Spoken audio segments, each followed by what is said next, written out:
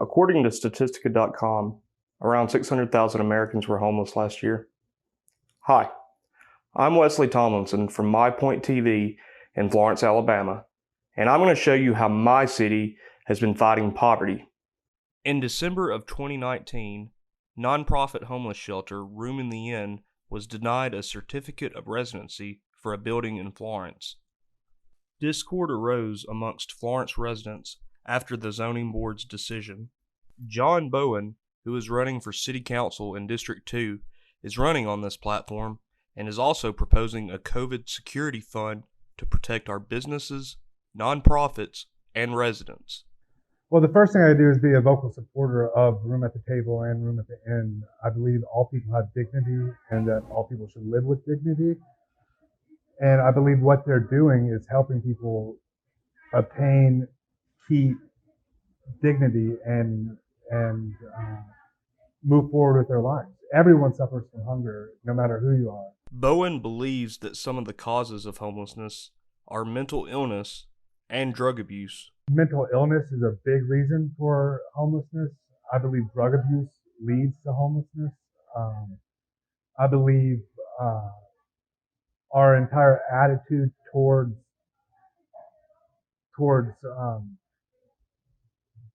those who are having a hard time needs to be addressed and kind of rewritten. There's a lack of jobs in our area, true, but there are also lack of avenues for help, and I want to do everything I can to support people that are trying to help. Room in the Inn was started back in 2014 as a response to people who were struggling with homelessness during some freezing months we had here. A friend of mine and I just identified that people were sleeping in the parks and in the post office and in temperatures of 10 degrees or below. We were afraid someone was going to die. So we created a program that was a warming center, and it morphed into Room in the Inn. Room in the Inn partners with local churches and organizations to provide food and shelter during the winter months of the year, November through March. I did a phone interview with Andy Betterton, who is running for Florence mayor this week. He also connected homelessness with mental illness, as well as a variety of other factors. Well, I'd say we have some amazing organizations, nonprofits in our community that are working tirelessly to address those issues. Obviously, the homeless here have a number of different kinds of issues, whether it's alcohol, drugs, domestic violence, job loss, a number of issues. Mental health. I think the state of Alabama is doing a pretty poor job on helping with mental health issues. Our Florence Police Department is just not really equipped. Our jails are not equipped. We have two great agencies with the Community Action and also the Florence Housing Authority that have the expertise to help us with that. There's some others that have mentioned opportunities. So as mayor, I would hope to bring those people to the table, talk about it, and see how we can address the issue. Young college student Christian Rucker is throwing his hat in the ring too to run for Florence mayor. His goals are to open more work programs for the poor. I'd like to also hire homeless people to be city workers, pave roads, do things like that, where we can build up our infrastructure, we can refill our potholes, and we can also be helping people get up out of their situations at the same time. So I would definitely like to see more homeless people being hired by the city to do work. During the interview, Rucker wore a pin on his mask that he says is associated with his campaign. It's a pin for my campaign. Says real change right now, Christian Rucker for mayor, and it has a fist on it, which is a general sign for revolution or change and the power of the people. The Room in the Inn organization is currently serving 3 meals a day to anyone who might be in need. This is Wesley Tomlinson from My Point TV. Sign up to become a contributor and share your story. New business alert. A new restaurant has opened up on the corner of Pine Street and Chisholm Road in North Florence. Cheesy Bob's Grilled Cheese is a gourmet grilled cheese restaurant with 4 delicious, innovative grilled cheese sandwiches on the menu. Bobby Lindham, the owner, says that he wants to bring the UNA crowd in and help turn 7 Points into a nightlife district. So Cheesy Bob's Grilled Cheese, the idea and concept behind this was, let's create a gourmet grilled cheese restaurant. You can get grilled cheese anywhere. I mean, you really can.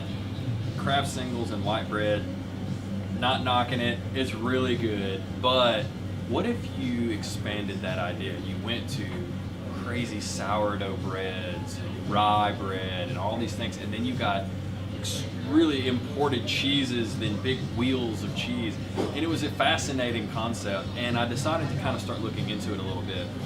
Opening late was the #1 goal for what we wanted to do. We wanted to actually open a restaurant here that would appeal to UNA, but also a late night crowd.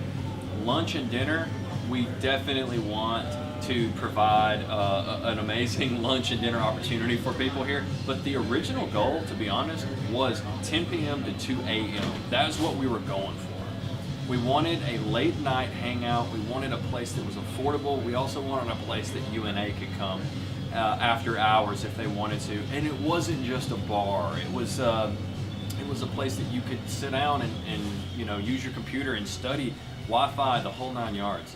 And so that's kind of the concept behind it. And right now we're just going down the rabbit hole of trying to discover all the beautiful recipes behind cheese, which, by the way, is absolutely endless. Cheesy Bob's currently has 7 employees working there, and Lindham also gives job opportunities to UNA students who have hectic schedules.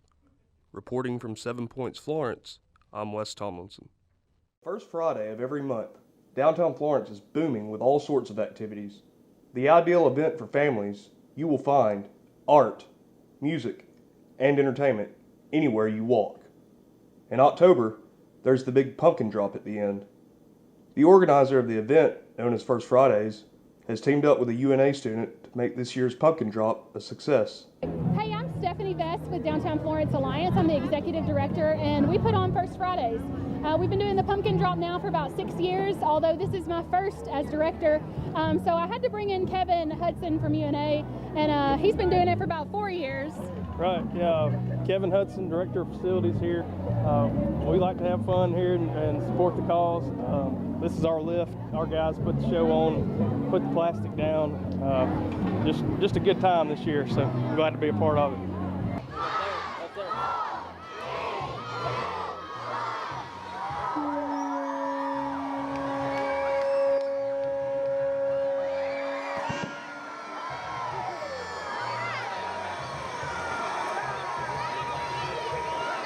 UNA's Norton Auditorium is currently undergoing major renovations. The auditorium was built in 1969, and no repairs or upgrades have been made since that time. The $1.8 million project is expected to be finished around March. We sat down with some theater students who had some input on the renovations. I found out about the renovations of Norton probably like before Christmas break. Around that, that's when I found out about it. That's when you found out about it? Yeah, I was really late to the game. I found out about it. I was in Little Shop over the summer, and Charlton told us after rehearsal one night, and we found out that it was being renovated, and we were really excited, especially for our musicals that we do on the stage. One of the things that they're doing is making the acoustics better, and that's going to be really good. And also, like, the theater's old. Like, it's been around for years, so they wanted to update it and make it better, especially for like the symphonies in there, dance recitals are in there, just all different kind of things are in there, especially our summer musical that we usually do. I think it opens up a new field to to do more things. They can have people come in and tour, and have more advanced equipment and technology that they can use to meet those needs for the touring companies, maybe like the acoustics and stuff. So Kayla Manzalillo, the technical director here at Norton, gave us a detailed rundown of the renovations. The paint job is improving because it's been painted the same way since the 60s. When they first opened it up, and it was like, I think Florence, University of Florence, whatever, technical college or whatever it was called. So that's why it was blue. And they're patching and repairing holes and leaks and where water damage has happened. So all that's getting fixed, so it's going to look better. And then our rigging system is being completely redone, gutted, and then we're getting a brand new complete system that's going to make it safer for students and for us to operate. Reporting from UNA, I'm Wes Tomlinson. On Tuesday evening, the 12th annual speech contest took place in the Communications Building at UNA. Dr. Stephanie Montgomery, a professor in the Communications Department, hosted the event. Contestants spoke to a crowded audience concerning many topics. The first speech was examining the keto diet and its effects on the body. Carbs do not make you gain weight. This is a chemical component of the ketogenic diet, not a mental component. 2, weight loss is hard. The ketogenic diet will not affect your body how you expect it to, and it will not feel good. 3, becoming healthier is an alteration of your mindset and the choices you make. The ketogenic diet does not satisfy this mental progression because it was not created originally for weight loss. The second contestant gave a passionate speech about Jackie Robinson.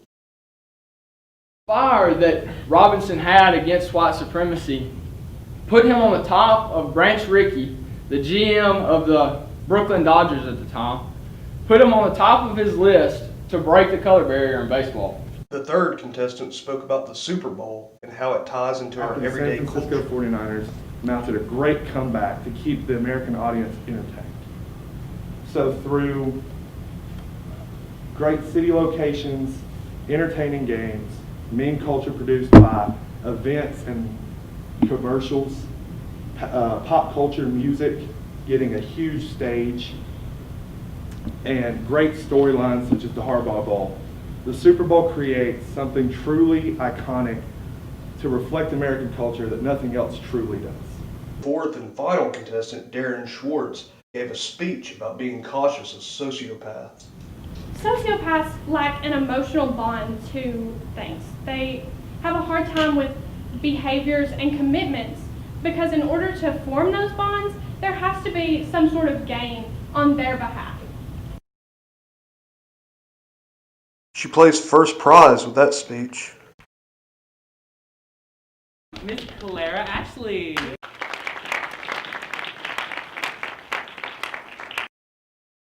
Afterwards, I sat down with some judges and asked them what they think a good speech is. What constitutes a good speech to you guys?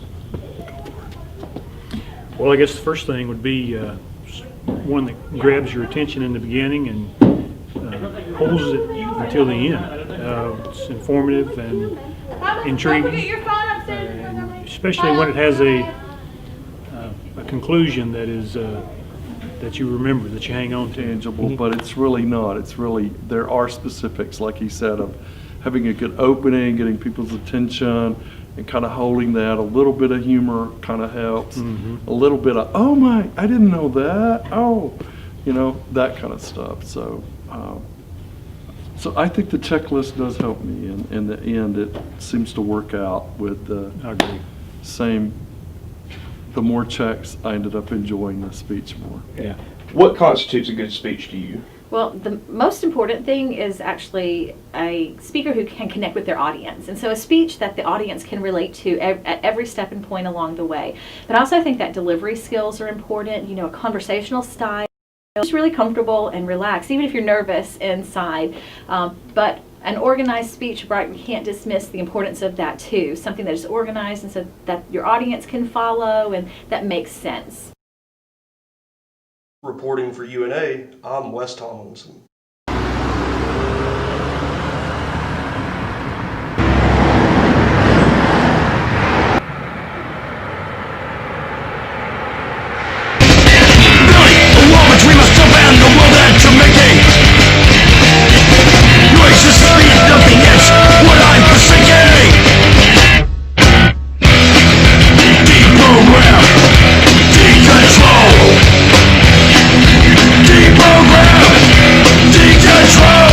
Hello, my name is Bill Reeves. I'm the vocalist and guitar player of the band Random Conflict, and was born and grew up in Memphis, Tennessee, and currently reside in Lauderdale County, Alabama.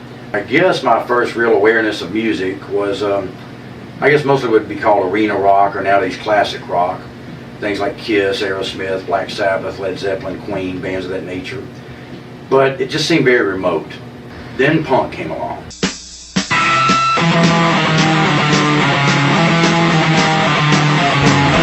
That's when I started to have a little inkling. Hey, maybe I could do this. You know, maybe I can actually get at least on this level. Maybe I could develop some skills. And that was it, no real forethought. And I guess the reason why I picked guitar of all things, it was just completely being young and impressionable. Saw a Gibson Les Paul, which I still play to this day here in 2018, and thought, hey man, Ace Frehley and Jimmy Page play that guitar. I'll take it. Whether it's good or bad, I guess it's just a matter of what side of it you're talking about.